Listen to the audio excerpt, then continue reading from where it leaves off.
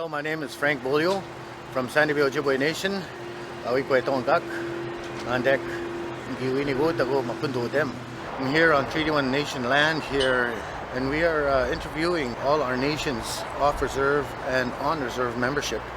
And here we're interviewing Arizona Stevens from Swan Lake. Bonjour Anin, Wabshke Benesi, Dishnikaz, Gabashkik Magdunji, Makwad Nundem. My name is Arizona Steven. I am the lands manager for Treaty 1 Development Corporation, and thanks for having me today.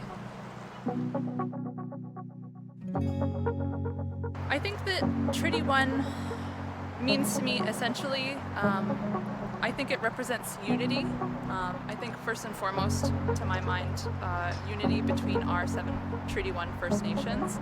I think it represents family and community. I think that we are very lucky to be a Treaty 1 nation and not necessarily on this journey alone, but we have the 7 First Nations that we are working with. Yeah, I think overall it means unity to me.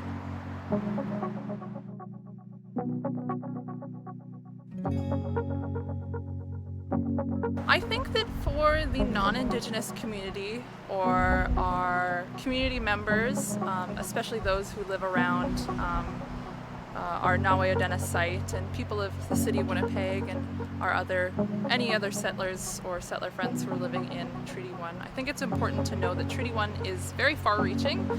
There's a reason that we do land acknowledgements before games, before speeches, when people come to our territory and they have a land acknowledgement. There's a reason for that, and I think that it's important to realize that we have very deep roots to this land, as well as we really want to make sure that we're taking care of it.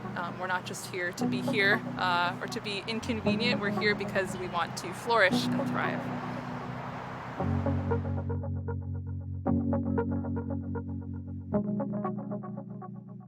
I don't know if I would say something more as I would ask a question. I think it would be such an experience to be able to go back to the signing of the treaties and see what their intents were, because there's no real recorded part on our side, written anyway, versus verbally, of what the treaty negotiations were. It's all for the settler part, and it would have been interesting to see the negotiations, how they were interpreted, how they were translated, because all we can unfortunately see really is the prominent settler version of what happened. So I think it would be really interesting to go back and be able to see kind of how it was worked out and how the negotiations went.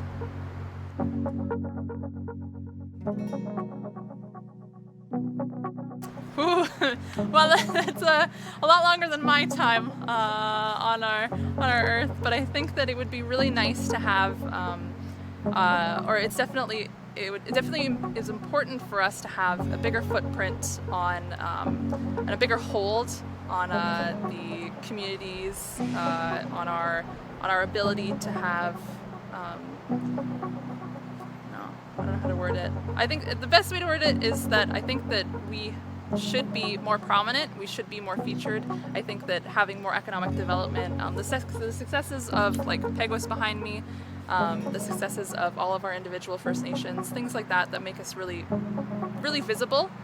Something like Nawayadenna, which we're working on, I think will be really important for the successes of our First Nations, not just through economic development, but through the ability to offer things like cultural learning, heritage, places to live, places to work, places to exist, live, sleep. And I think that would be really nice for our people going forward, because it's, especially in this time, I think that it's really important that we have the ability to thrive.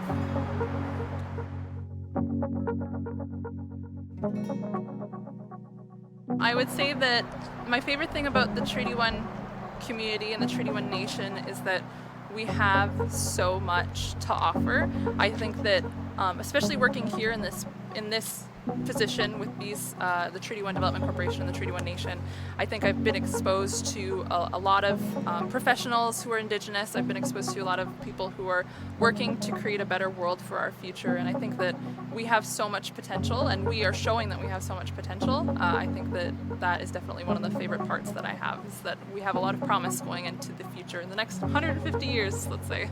On August 3rd, 2021 marks 150 years of the signing of the Treaty Number 1. The Treaty 1 Nation, along with T1DC, TRCM, and Parks Canada, will be hosting 150th Treaty Number 1 commemoration. For update information, follow us on Facebook, Instagram, Twitter, and LinkedIn.